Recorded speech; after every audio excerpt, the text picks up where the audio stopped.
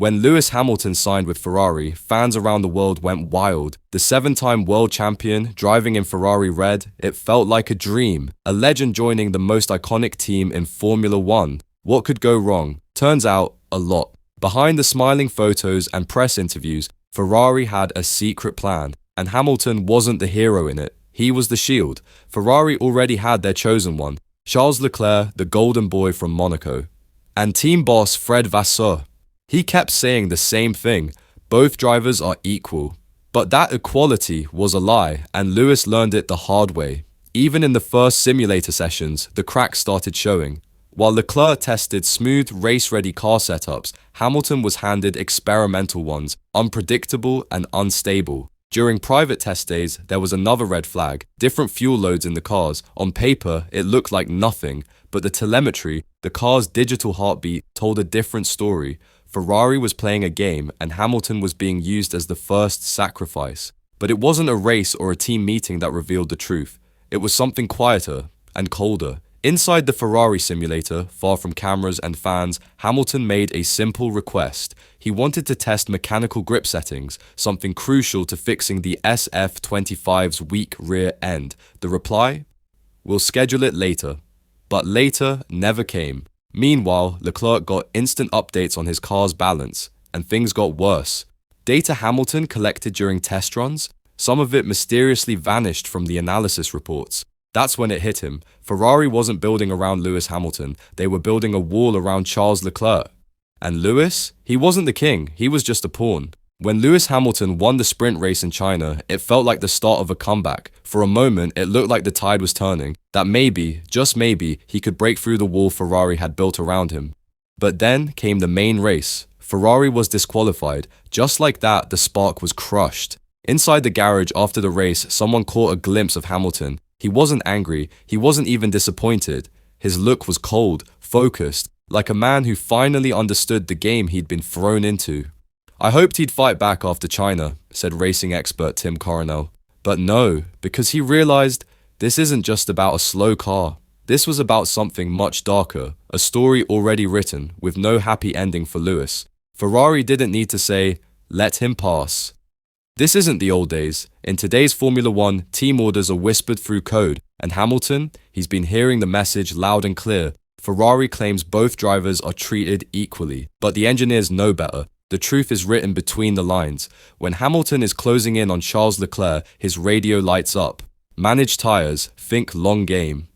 But when Leclerc is chasing Hamilton, target lap time, push.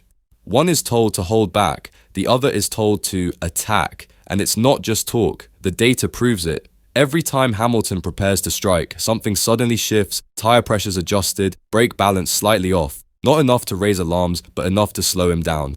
After China, Hamilton's radio went cold, his voice got quieter, less feedback, fewer questions. It was a warning sign, something inside him had changed. He's not just racing Leclerc, Coronel said. He's racing a system built to keep him in check. Fred Vasseur may have the title of team boss, but those on the inside whisper the truth. The real power lives deeper, in a core group of engineers and strategists loyal to Leclerc since his Formula 2 days. It started small, setups that worked better for Leclerc's style, simulators that always seemed to favor him. But then came the staff changes. Hamilton's engineers, mostly new faces, talented, sure, but not part of Ferrari's tight inner circle. Meanwhile, Leclerc was surrounded by people he's trusted for years. As one insider put it, Leclerc's side of the garage is a fortress. Hamilton's, it's like temporary housing. And in Formula One, you can't win the war when your own team is building the walls around you. In the private rooms where Ferrari drivers meet with engineers, the debriefs where races are broken down and decisions are made, Lewis Hamilton speaks, but his words don't carry the same weight. When Hamilton offers feedback, it's picked apart, analyzed endlessly, and often put under evaluation, a phrase that really means maybe never. Meanwhile, when Charles Leclerc talks, changes happen fast. No delays, no doubts. This isn't just favoritism, it's a power play. Inside Ferrari, some believe a Leclerc-led era is their path to long-term control. His success means security, influence, legacy. But if Hamilton starts winning, the whole structure could crack, and they know it. Hamilton knows it too. His body language has changed, less warmth, more ice. The smiles are fewer, the words are sharper. But breaking out of this trap, that's a different battle entirely.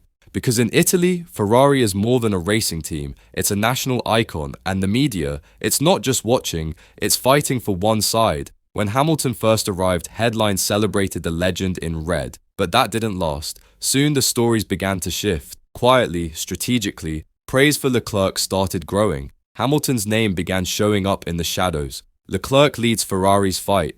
Hamilton struggling to adapt. But insiders know the truth. This isn't journalism, it's manipulation. Some reporters are tightly connected to Ferrari's inner circle. Leaks don't just happen, they're planned. One veteran journalist even admitted, "We know what Ferrari wants out there. If you don't play along, you lose access." After his powerful sprint win in China, Hamilton should have been the hero, but the Italian media gave him little more than a footnote. And after Ferrari's disqualification in the main race, the headlines started whispering, maybe Hamilton made mistakes. That's the real goal of the narrative. Leclerc is the leader, Hamilton is the outsider. And it's working. Sponsors start to lean, fans begin to doubt. Even inside the team, morale shifts. The message is clear, Hamilton sees it all, and the question now is, can he survive in a system quietly designed to make him fail? These days, when Lewis Hamilton talks to the media, he doesn't smile much. His words are sharp, his tone distant, because this isn't just racing anymore. It's war. And not the kind fought with wheels and engines, but with silence, politics, and mind games. It's not just what happens on the track, one insider warns. This is a full-scale psychological battle, and the heart of that battle, car development. On paper, Hamilton and Leclerc both give feedback to shape Ferrari's machines. But behind the scenes, only one voice is truly being heard, and it's not Hamilton's. The SF25 and even the early 2026 prototype are being built around Charles Leclerc's driving style, faster rear-end rotation, quicker corner entry, all things that suit Leclerc perfectly. Hamilton? He's been asking for stability, a car that stays planted under pressure. But those updates? Always delayed, always met with excuses. One Ferrari engineer put it bluntly, "Yeah, Lewis's feedback goes into the reports, but when it comes time to make choices, Leclerc's voice wins." Recent upgrades say it all. Floor tweaks, suspension changes, every one of them a boost for Leclerc. For Hamilton, it's like driving with one hand tied behind his back. And the numbers prove it. Telemetry shows Hamilton is being forced to take more risks with his setup. He pushes harder, which burns through tires faster. He's not just adapting, he's surviving. This isn't bad planning, pundit Tim Coronel said. It's strategy. Ferrari's future is Leclerc. Hamilton is just the test driver now, and he knows it. So, the real question is, how long will Hamilton play along?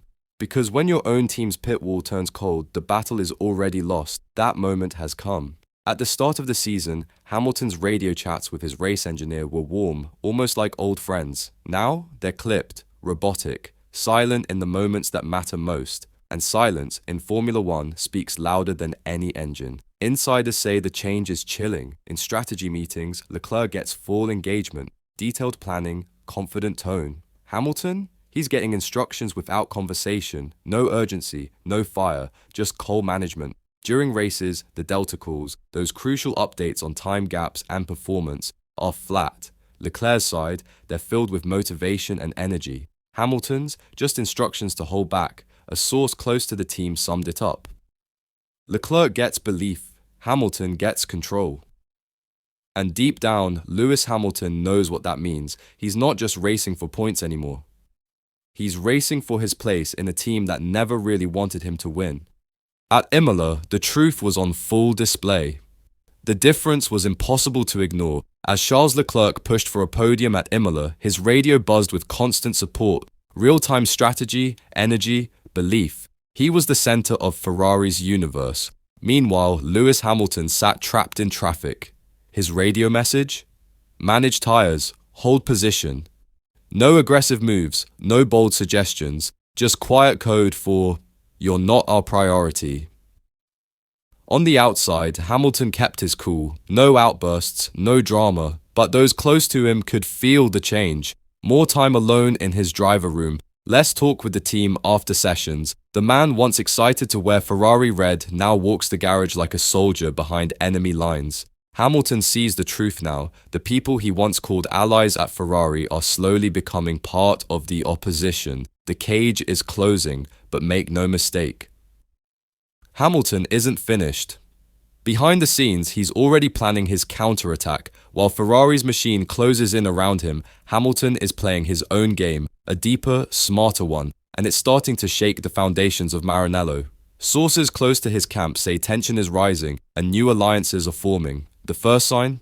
Hamilton has started skipping over the usual channels and is now speaking directly with Ferrari's top technical directors. He's going straight to the people who shaped the car, demanding answers. The second? He's bringing in old allies, engineers from Mercedes, for quiet private consultations. He's looking at setup issues with fresh eyes, outside the Ferrari bubble. This isn't just about racing anymore, it's about power. A senior paddock insider said it best.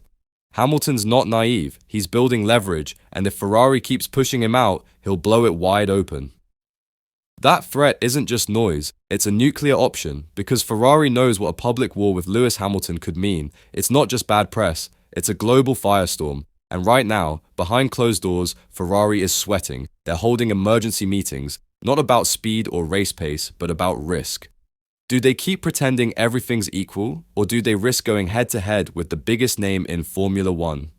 Because if Hamilton decides to speak, really speak, the world will listen. And the paddock? It's already watching. It only takes one moment to shatter the illusion. All it would take is a single radio message slipping through the cracks, one outburst, one raw reaction broadcast to the world, and the whole Ferrari fairy tale could collapse. This isn't over, one insider said, and they're right. Lewis Hamilton's legacy is too massive to be silenced, too powerful to be boxed in and buried quietly.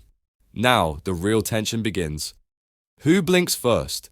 Ferrari's inner power circle, desperate to protect their golden boy, or the lion they thought they could cage? Because Hamilton, he's not just waiting, he's watching, listening, planning, and when the time is right, he'll roar. If you believe this truth needs to be heard, smash that subscribe button. Because what's coming next? It's going to be even darker, even more revealing. Drop your thoughts in the comments. Do you think Ferrari is playing fair? Or has Hamilton already been betrayed? And don't forget, like, subscribe, and stay locked in. For more deep dives, breaking stories, and everything Formula One, this was just one lap in the battle. We'll see you at the next one.